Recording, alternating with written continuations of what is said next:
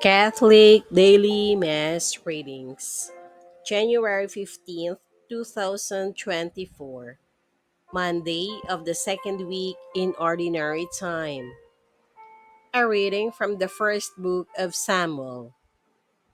Samuel said to Saul, "Stop, let me tell you what the Lord said to me last night."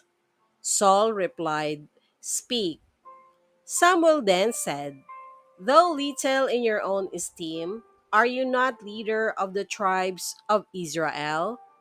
The Lord anointed you king of Israel and sent you on a mission, saying, 'Go and put the sinful Amalekites under a ban of destruction. Fight against them until you have exterminated them. Why then have you disobeyed the Lord? You have pounced on the spoil, thus displeasing the Lord." Saul answered Samuel, "I did indeed obey the Lord and fulfill the mission on which the Lord sent me.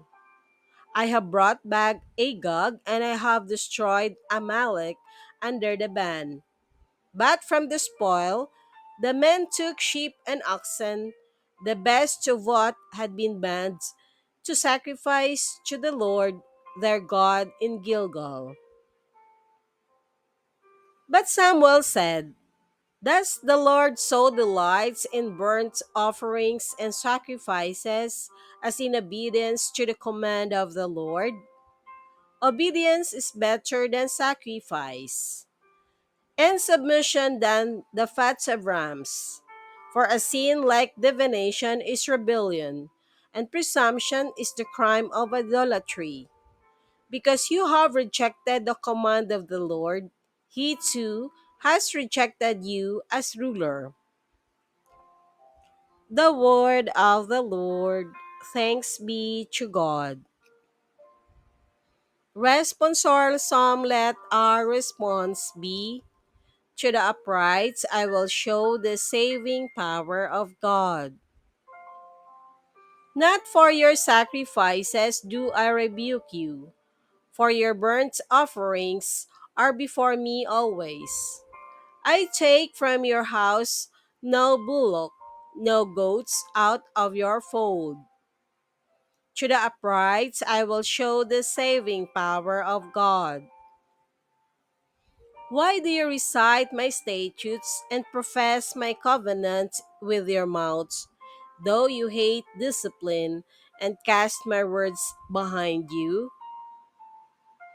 To the upright I will show the saving power of God. When you do these things, shall I be deaf to it? Or do you think that I am like yourself? I will correct you by throwing them up before your eyes. He that offers praise as a sacrifice glorifies me, and to him that goes the right way, I will show the salvation of God. To the upright I will show the saving power of God.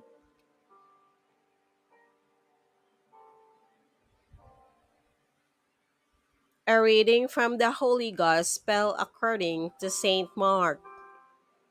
The disciples of John and the Pharisees were accustomed to fast. People came to Jesus and objected, "Why do the disciples of John and the disciples of the Pharisees fast, but your disciples do not fast?" Jesus answered them, "Can the wedding guests fast while the bridegroom is with them? As long as they have the bridegroom with them, they cannot fast. But the days will come when the bridegroom is taken away from them, and then they will fast on that day. No one sews a piece of unshrunken cloth on an old cloak. If he does, its fullness pulls away the new from the old, and the tear gets worse. Likewise, no one pours new wine into old wineskins. Otherwise, the wine will burst the skins, and both the wine and the skins are ruined. Rather, new wine is poured into fresh wineskins. The Gospel of the Lord. Praise to you, Lord Jesus Christ.